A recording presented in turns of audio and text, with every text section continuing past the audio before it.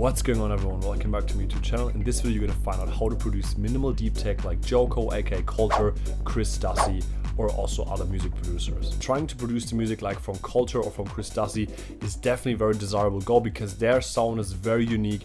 You can really hear those synth pads, you can hear those bass lines, those bouncy bass lines, which almost sound like a guitar riff, and I'm really happy to share with you now exactly how I'm doing this specific song.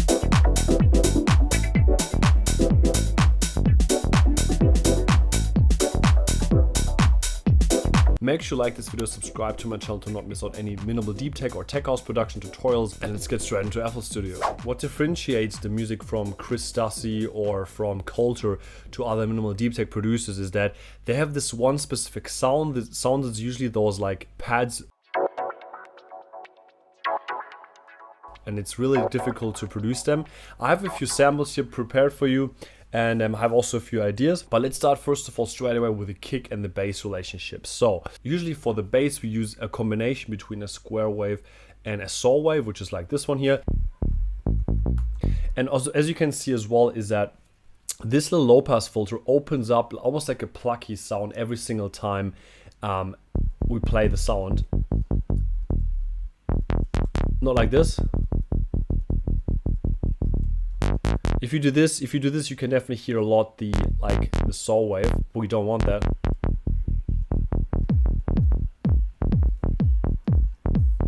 Let's just write a little bass melody now and see what comes up.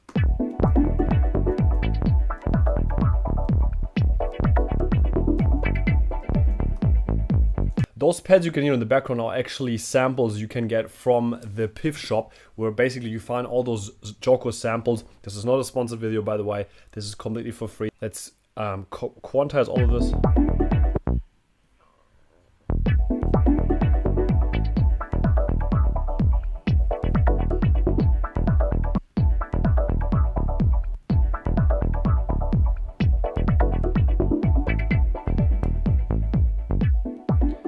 That's very groovy already. I really like this one. You can find heaps of those kicks on Splice, or you buy them straight away from the Piff shop.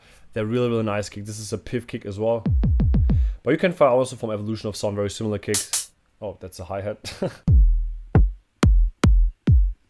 It's like usually a clicky kick and there's like 808 information in the background. Like this one. Make sure, by the way, to also check out this video, which explains exactly how to mix the kick and the bass properly in your tech house or house music tracks, because that is really going to be interesting to make this relationship really professional. But in this video, I'm just going to quickly go over Joko and what exactly we're doing here. So what we're going to do now, we're just going to add the simple clap, which is going to be a very short one, actually, I believe. That's, for example, way too long. Now we want a shorter one. We want like a little bit of a dirty one, almost like a vintage clap almost.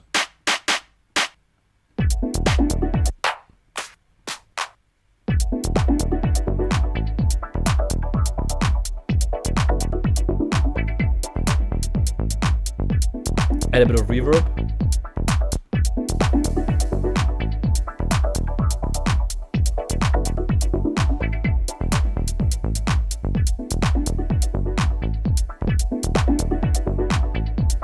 What's very typical as well for Joko's tracks is adding the snare, which basically plays in a similar rhythm as the hi-hat I just introduced right now. Just write snare, and then we look for a good snare, which is just here.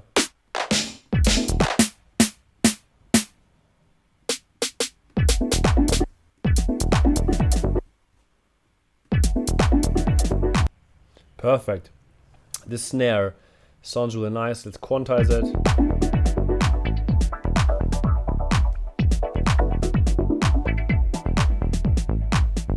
What's really important as well is to add the good amount of groups. So let's press Option Q for our FL Studio users, and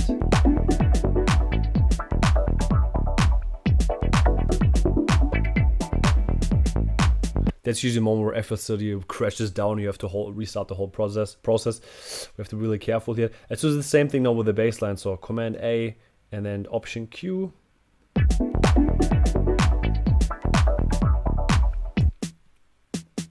Sounds already really good to me.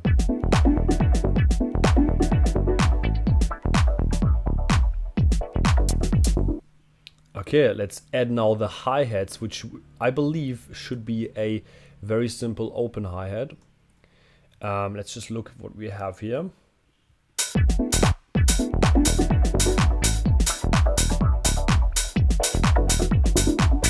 I love this one, perfect. Sometimes it has to be very simple, and very simple can also be really good when you produce minimal deep tech or tech house.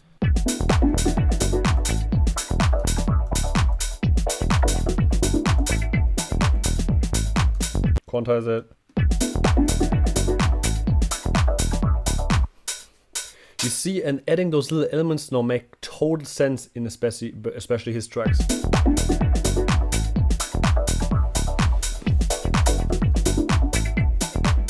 So, and it's basically very atmospheric, it creates a specific vibe. Let's just duplicate this whole thing, and then let's maybe add a bit of like variety and add an extra element like an extra house synth loop.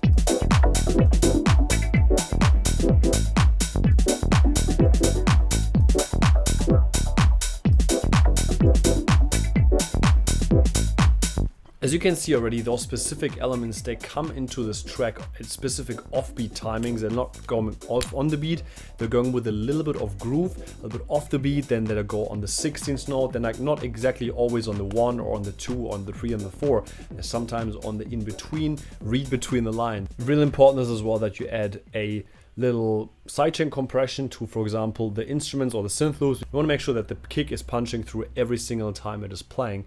And if we have all those synth pads and hi-hats and reverbs and stuff, we should make sure that all those elements duck down from the volume every single time the kick is playing.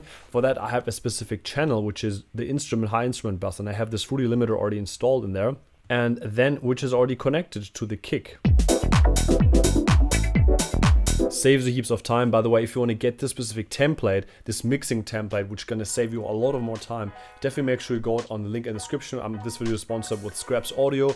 They basically have a lot of templates, and I created this specific template just for you, so you're saving yourself heaps of time with already automations installed, already heaps of stuff, heaps of like auxiliary channels and all those like plugins like Fruity Reverb installed over Hala Supermassive, which are also free plugins.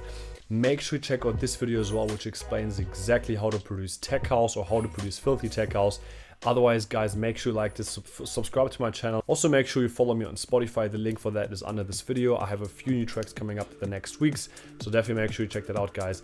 And I'll see you in the next video.